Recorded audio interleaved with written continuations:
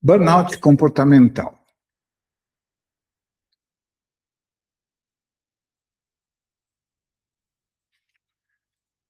Já ouviu falar de burnout? Acho que todo mundo já ouviu, né? O cara apaga, fica muito estressado. E em animais, tem burnout? É o que nós vamos falar aqui nesse vídeo. Burnout comportamental em pets urbanos. É uma nova epidemia que a gente está tendo. Vamos ver uma abordagem científica, técnica, o que está acontecendo com esses animais que estão vivendo numa cidade grande, numa sociedade exigente e convivendo com pessoas num processo bem grave, bem difícil, que é viver numa cidade condensada, com muitos estímulos, com muitos processos que podem gerar doenças. Então, vamos lá. O cenário urbano atual, né? Imagina um gato olhando aqui a cidade, certo? As cidades estão crescendo muito e está tendo cada vez mais pet. Gatos são muito comuns, tá? Então, vai tendo mais complexidade. Aquele gato passa de ser um animal livre e vai ficando preso. Mesma coisa o cão, que antes tinha um quintal e agora mora em apartamentos pequenininhos. Quando eles vão andar, eles estão em guias, eles não podem se movimentar, o espaço é diminuído, os estímulos são diminuídos. Esse é o atual cenário dos pets agora. Tem que ter muito cuidado e muita atenção com esses pets. Se você vive numa cidade grande ou atende numa cidade grande, vê isso acontecer direto, mesmo que não tenha dado esse nome de burnout comportamental. O animal entrar em depressão e até, muitas vezes, morrer por causa dessa depressão. O que é burnout comportamental? Qual que é a definição científica? É um estado de colapso comportamental e fisiológico resultando de uma sobrecarga crônica e prolongada. Então, aquele estímulo do ambiente crônico e provocado vai deixando o animal depressivo, criando um apagamento comportamental. Ele deixa de ser cão, deixa de ser gato e vira uma coisa amorfa. Não é apenas um comportamento, é uma resposta sistêmica do organismo ao esgotamento de recursos. Então, não é só comportamental. Você vai ter efeitos hormonais, efeitos imunológicos, efeitos físicos nesse burnout comportamental. Então, é distinto de estresse agudo ou ansiedade pontual. É um estágio final da falha adaptativa. Então, é um processo crônico, não é um estresse, tomou um susto ou caiu. É uma coisa crônica que vem, o estímulo aumentando, causa o problema. E ele não se adapta e tem uma série de sinais clínicos e comportamentais. Baseados no quê? A parte clínica. No eixo hipotálamo, hipófise, adrenal. Esse qual que é o eixo que comanda? O estresse. Estresse crônico. Então, um estresse normal, uma descarga de adrenalina, de cortisol, é normal para equilibrar o corpo. Mas e se essa descarga for contínua? Tive uma cascata que vai gerando cada vez mais cortisol, entrando em depressão. O cortisol é aquele hormônio de deixar devagar e para de funcionar. Esse desequilíbrio crônico, a exposição prolongada de estressores urbanos impede que esse eixo tenha um feedback negativo, mantendo o nível elevado de cortisol e gerando todos os processos num impacto sistêmico. O cortisol cronicamente altera o metabolismo, suprime a imunidade e redefine o limiar de reatividade do animal. Então, é tanta informação aqui na cabeça que o controle da adrenal fica perdido e acaba entrando num estresse crônico. Isto é clínico, fisiológico, não é só comportamental. E com isso, o sistema nervoso tem uma neuroplasticidade. Ele vai se adaptando para melhorar, mas também para piorar. Então, começa a criar uma neuroplasticidade negativa.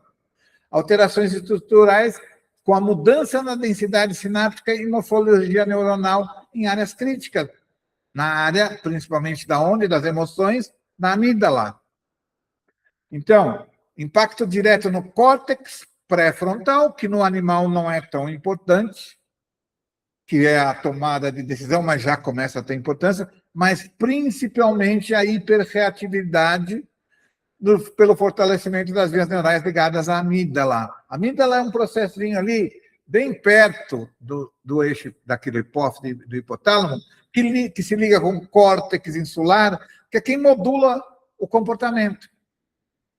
E liga com os neurônios superiores da RAF com o pré-frontal. O pré-frontal, simplesmente, ele vai equilibrar, através das experiências que a gente tem, ou que o animal tem, o comportamento. Mas, no cão, ele é muito menos envolvido que no ser humano, mas recebe essa influência, mas, principalmente, aqui a base do cérebro, o cérebro primário, o cérebro primitivo, se altera e começa a dar um estresse contínuo pelo temor, pelo processo do excesso do cortisol, e leva à depressão, ao burnout. Então, o que eu tenho? Poluição sonora, densidade social, sobrecarga olfativa, imprevisibilidade. Tudo bem, a poluição sonora e a sobrecarga olfativa é o que a gente tem todo dia. Tem um monte de carro. O que acontece do animal quando tem jogo de futebol, estouram os rojões, ou festas de fim de ano, ou festas? Sobrecarga sonora. Aí ele também sente o cheiro da pólvora, ele também sente o cheiro de tudo, da fumaça, tudo isso vai sobrecarregando. O tráfego, as sirenes, as obras, os fogos, não tem descanso, porque o animal, a capacidade de escutar, de sentir cheiro é muito maior que a do ser humano. Muitos animais, ele sente cheiro de muitos animais, de pessoas, desconhecidos, muito estímulo. Odores intensos, artificiais, imprevisíveis, que saturam o sistema sensorial.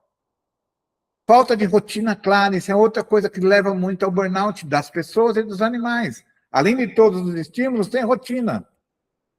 Come cada dia numa hora, passeia cada dia numa hora. O animal acaba perdendo os clock genes que modulam o funcionamento orgânico e geram mais estresse. Então, é muito importante. Rotina. O resto você tem que evitar.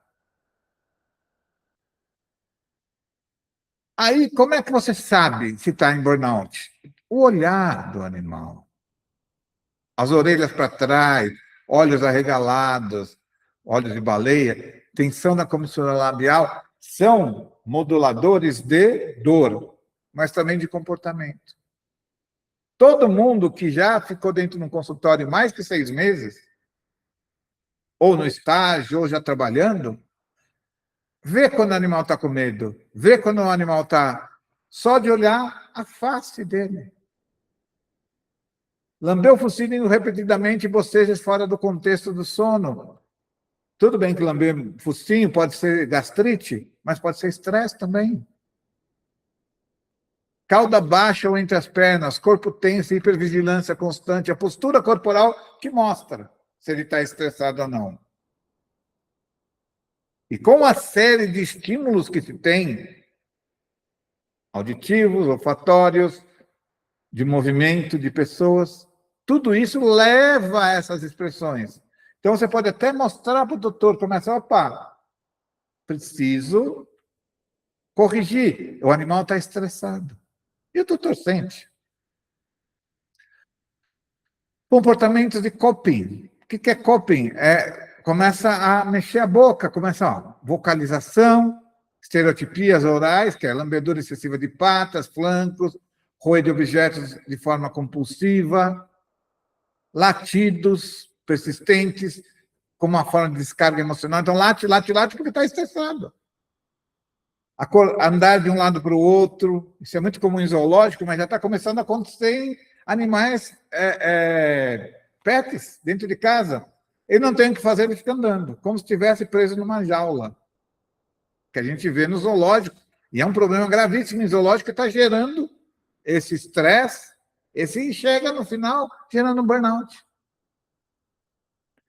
Então, tentativas desesperadas do organismo para autorregulação sensorial. Processos físicos comportamentais. E, no final, leva ao colapso comportamental. Então, o corpo já não consegue mais se adaptar, gera uma apatia profunda, com desconexão do ambiente e falta de resposta a estímulos positivos. Aí você pensa, está doente.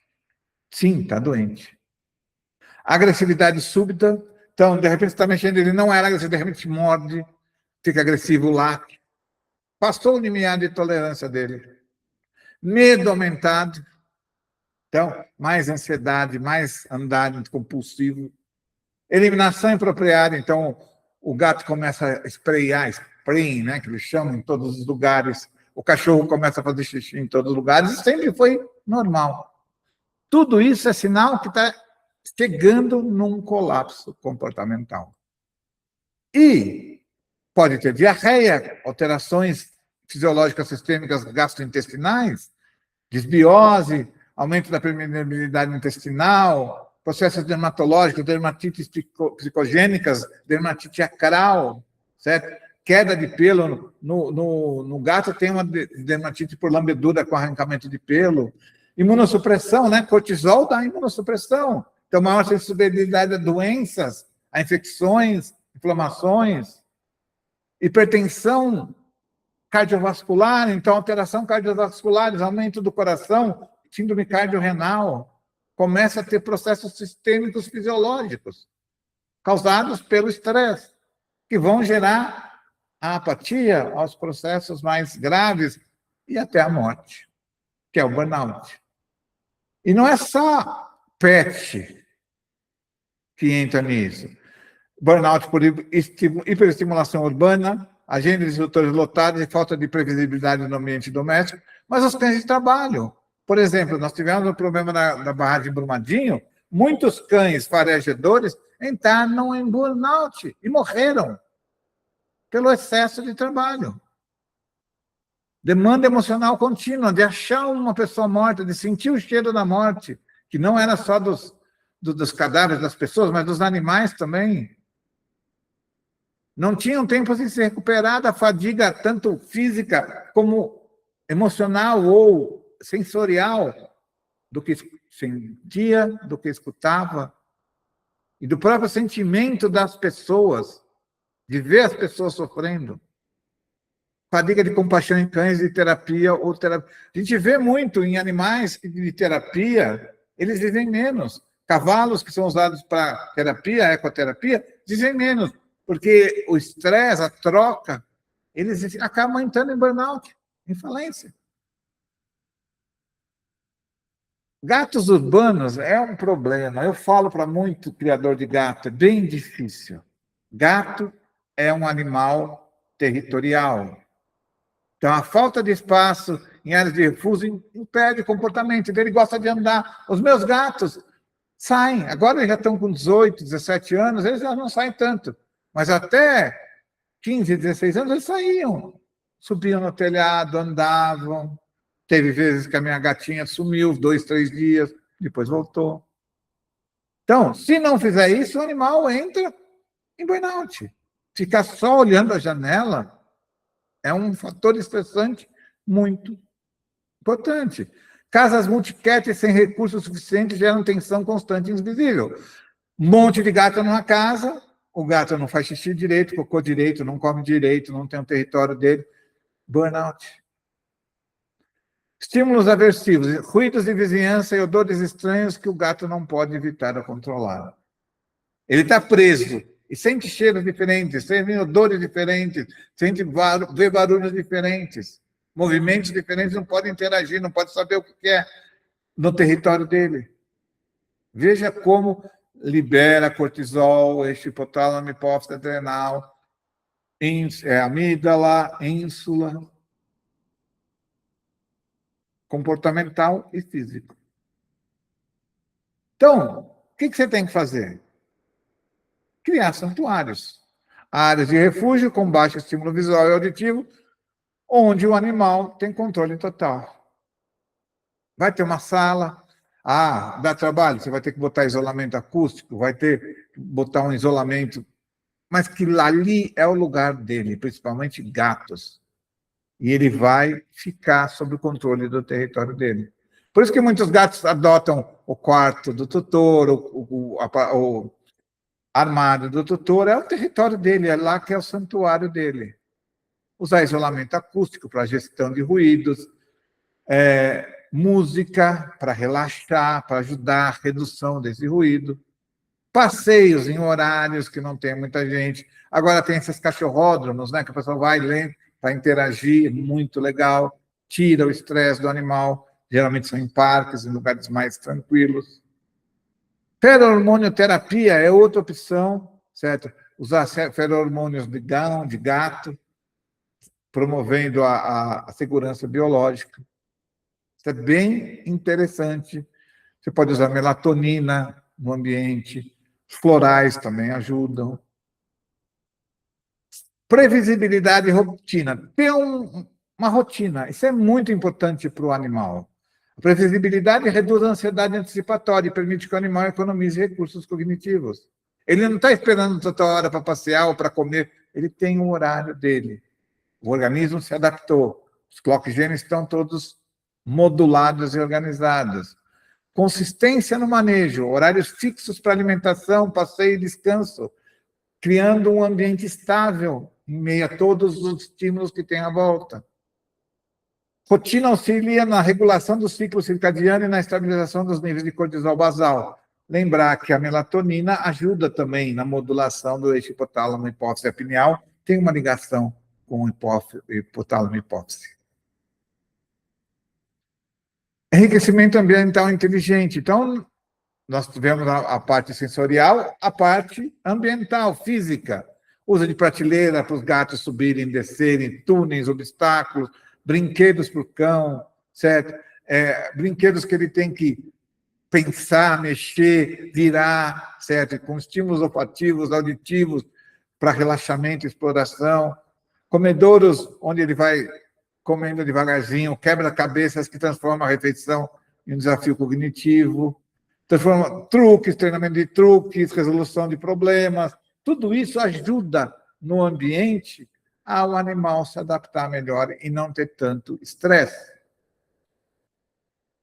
Treinamentos. Então, a fisioterapia, os treinamentos, participação voluntária. O animal aprende a oferecer comportamentos que facilitam o exame, reduzindo a necessidade de contenção física. Então, ele vai, fornece a patinha, ele vai ganhar um prêmiozinho. Dessensibilização, exposição gradual e controlada a instrumentos e toques clínicos associados a estímulos positivos. Então, você vai fazer alguma coisa sempre com estímulo. A história do petisco é importante para evitar o estresse. Reforço positivo, usar recompensa de alto valor para criar associações prazerosas com o ambiente e o ambiente da clínica. Então, você dar um petisco é importante para diminuir esse estresse e diminuir a chance do burnout. Tutores. Sempre alinhar o tempo de recuperação e a necessidade de mudanças estruturais no estilo de vida da família, com expectativas realistas. Você consegue fazer isso? Você consegue ter horários corretos? Isso é muito importante. Sempre educando, capacitando o tutor a identificar os sinais precoces de estresse e aplicar técnicas de manejo ambiental. Viu? Olha, ensina o pessoal, olha esse olharzinho. O tutor aprende muito fácil no que é relacionado com o animal dele. E sempre suporte. Ver se o tutor está cansado e oferecer opções. Sempre se colocando no lugar do tutor, tentando fazer o melhor para esse tutor. Consequências: dermatites psicogênicas. O cérebro e a pele estão conectados. O estresse crônico altera a barreira cutânea e aumenta a liberação de neuropeptídeos pró-inflamatórios e inflamatórios. Com o comportamento compulsivo de autolimpeza, forma uma descarga de ansiedade, gerando granulomas sacrais, lesões de pele, certo? Claro que você tem que fazer todo um diagnóstico para ver se não é alergia, se é sarna, se é problema endócrino, mas que o diagnóstico de dermatite psicogênica é de exclusão. A pele é o espelho do estado emocional do PEP. O eixo hipotálamo hipófise tem uma comunicação, né? Um feedback negativo, né? Estresse crônico altera a sinalização via nervo vago, impactando diretamente a motilidade e secreção gástrica. Então, afeta o cérebro e afeta o intestino, gerando desbiose, que seria desequilíbrio na microbiota intestinal, que gera processos imunológicos. Então, níveis elevados de cortisol altera a microbiota intestinal, favorecendo os estados inflamatórios e as doenças digestivas, né? Com manifestação de vômitos, quando fica estressado, diarreia, quando fica estressado, falta de apetite, apatia, são sinais de sobrecarga emocional. Como é que a gente faz o diagnóstico? É muito difícil, porque você descarta todas as outras coisas primeiro e fala, não, esse é comportamental. Falha imunológica. O cortisol dá depressão, dá imunossupressão. O hipercorticismo crônico inibe a proliferação de linfócitos e a produção de citocinas, aumentando a suscetibilidade a infecções oportunistas, causando uma desregulação endócrina do eixo hipotálamo e hipófise adrenal, mas também da tiroide, das gônadas, e tendo vários outros problemas, de hiper, de problemas reprodutivos, certo? Então, tem que ter monitoramento clínico também. É o que eu falei, você descarta todas as outras coisas, mas vê, hemograma de estresse, principalmente, se eu tenho um baixo de neutrófilo e um alto de linfócito, é um hemograma de estresse. As dosagens hormonais para avaliar a carga hormonal do paciente, é muito importante. E isso vai acompanhando, mesmo depois de você fechar o diagnóstico de burnout comportamental, você precisa acompanhar os hormônios para ver como é que está sendo o seu tratamento, certo? Para finalizar, fisiologia não é frescura. Burnout é uma condição médica real com bases neurocientíficas sólidas. Então, o animal entrar em depressão é neurofisiológico.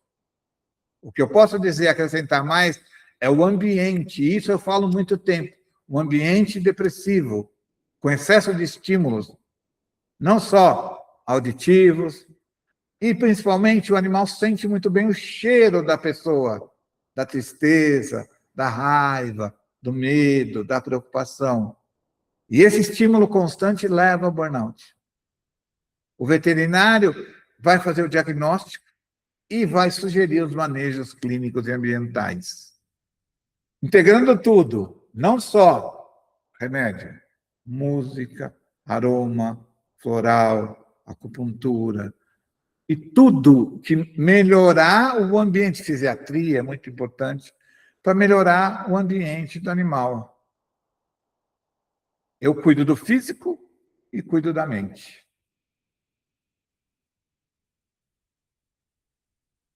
Vai ter que cortar isso aqui. Eu pensei que tinha pagado. Por favor, corte.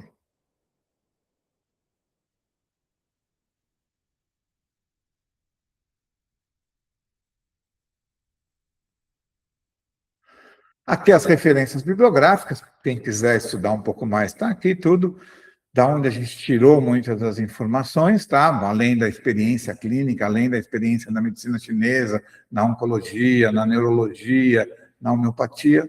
Aqui são alguns trabalhos. Muito obrigado, estamos à disposição.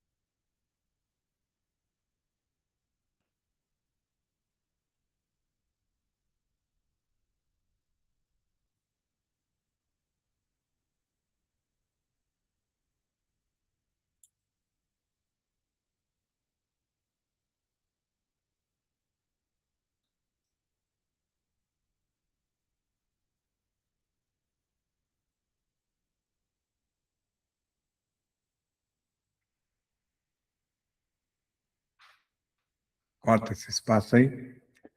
Muito obrigado.